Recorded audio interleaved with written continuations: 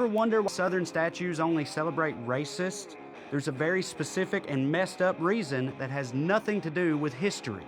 The South is actually full of heroes who didn't support slavery, but you'd never guess that by looking at our statues. I can name 100 before I even get to Dolly Parton, and buddy, you better believe I'm gonna get to Dolly Parton. She wrote Jolene and I Will Always Love You on the same day. That's a hell of a lot more impressive than getting your handed to you at Gettysburg.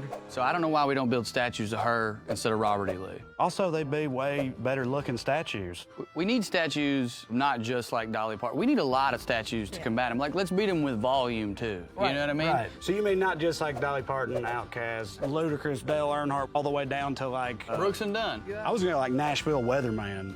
There's actually a very specific reason all of our statues seem to honor slave-owning Confederates. Most of the Confederate statues that you see today or that you saw up until a few years ago were not erected immediately after the Civil War. They were erected later as part of a very purposeful effort to recall the war in a certain light. The second period of renaming and erecting statues is the 1950s in response to the Civil Rights Movement. Beyond that, they're just bad.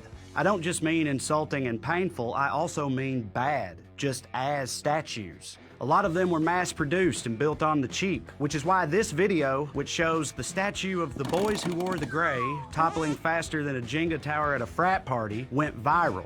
These statues might be easy to tear down, but at least they're also hard to look at. Like this one of Nathan Bedford Forrest. Just look at him.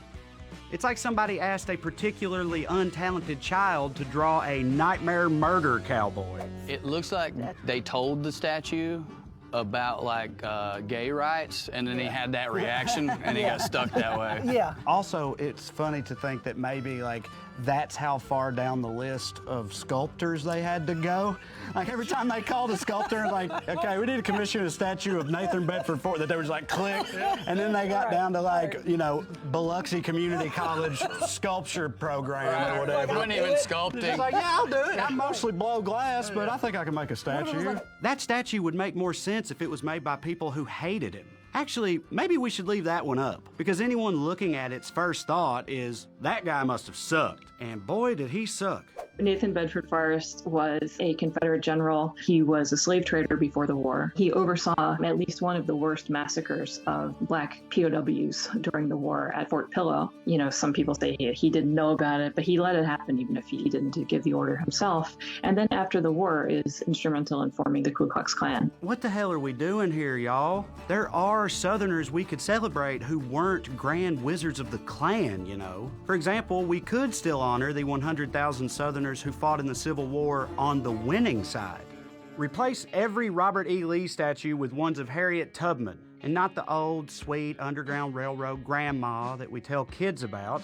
I mean the gun-toting, badass, stone-cold assassin Harriet Tubman. The one who was a brilliant spy for the U.S. Army and one of the brains behind the Combahee River Raid, which rescued more than 700 slaves. Every statue of Harriet should have 2 guns up and look like the cover of a graphic novel.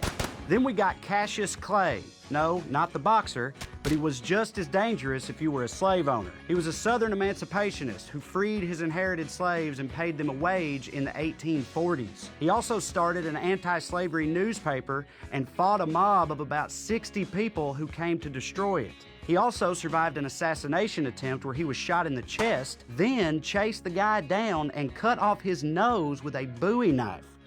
You're telling me he isn't cooler than this guy?